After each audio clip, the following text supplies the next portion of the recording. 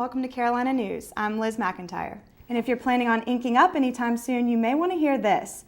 A recent study showed a link between tattoos and hepatitis C. Tinder is taking the fear of rejection out of dating. With a simple nope or a like, it's connecting people within a 50-mile radius you may have never even met before. But the event isn't just for the chefs. It's also to raise money for the Jules Purnell Scholarship Fund. The report says the best way to improve the situation for college grads is to improve the overall labor market. Today will remain in the low 80s, tonight and tomorrow dipping down into the upper 60s. But this rain won't stick around for long. I'll have your full forecast later in the show. Head coach Josh Goffey says they have been competing at 100% as a team, and that's given them a top 25 ranking. But the team says they aren't satisfied with just that. Deputy Wilson says the crimes have cost churches over a combined $100,000 in damages, even though the copper itself is worth only around $200. 5 Points has become more and more of a liability, and that liability has caused students to question their safety, as well as the reputation of the university as a whole. In 5 Points, I'm Liz McIntyre for Carolina News. This is her. Don't we look like twins? Senior Erin Green is completing her final exams as an undergrad at USC. Her younger sister Lucy is beginning her application to attend USC. But Green admits something is holding her back from fully encouraging Lucy to attend. I don't think I want my sister coming here at this point because of the violence, and I just wouldn't be comfortable with that. Though the violence has occurred off campus, in the 5 Points area, Green believes it affects the reputation of the university. When all my friends want to come and visit, they're always joking, like, oh, am I going to get mugged on the way downtown? Or, you know, I don't really want to come visit you because it's dangerous. So the correlation is pretty high between USC and the 5 Points violence. A group of students agreed with Green and back in October started Fight Back for 5 Points, a social media campaign turned fundraiser. We did the fundraiser in order to raise money to help end violence in 5 Points and also to protect the reputation of the school. A lot of my friends don't want to visit. A lot of my friends' siblings don't want to go here anymore because 5 Points has such a bad reputation, and that's the main bar scene. So we just wanted to try and give the school a better name.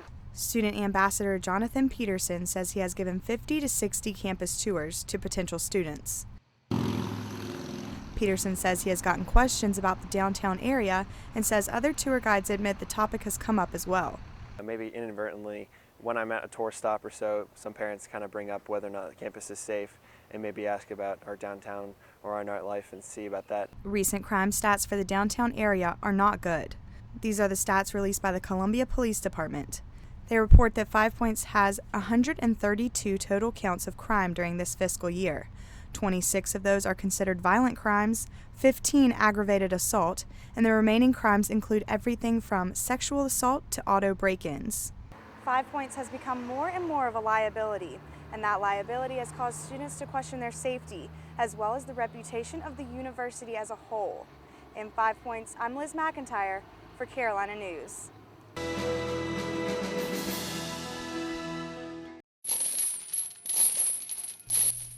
For former Gamecock outfielder Adam Matthews, today is a whole new ballgame. It's the first time in 4 years he isn't nervous about his spot in the lineup or jittery about missing a fly ball. Bittersweet to not be playing, but at least I get to relax and watch it. And as his former Gamecock teammates take to the field for college opening day, Matthews has different plans. Plans that have him striking out in a good way. And in 2 weeks, he'll be out of Columbia This is me.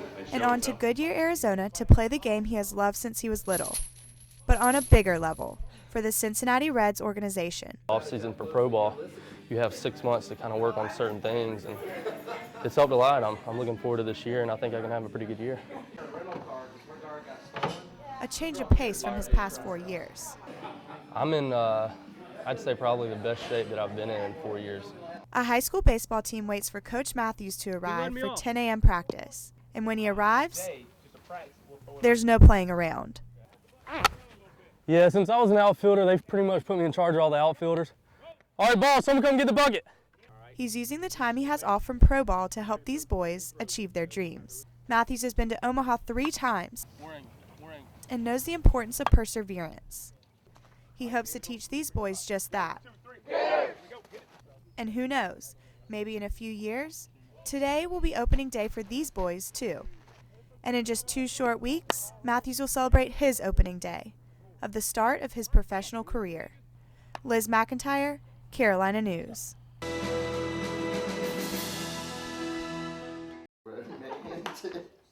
Michael and Boo met freshman year of college. They quickly took interest in each other, and dating was the obvious next step. There's so many opportunities to meet people here at school. But for some singles, it's not as easy. And now, there's an app for that. Oh, he's a mama's boy. I want them all. It's called Tinder, and it's changing the way people find singles in their area. Tinder's basically a social networking site that links to your Facebook. So you have to be able to like one person and they like your picture in order for you guys to start messaging each other. Users can view people nearby that also have the app. They can anonymously like or nope the person. And if it's a mutual like, Tinder allows the users to begin chatting.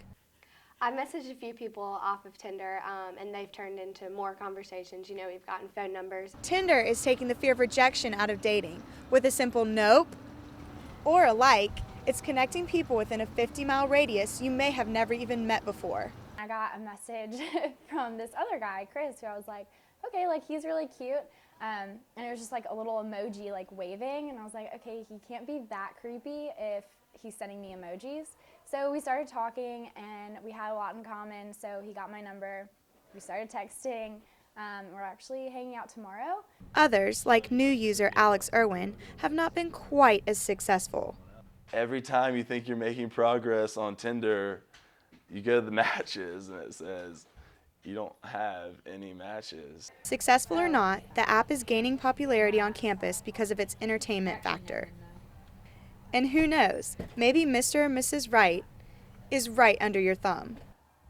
Liz McIntyre, Carolina News.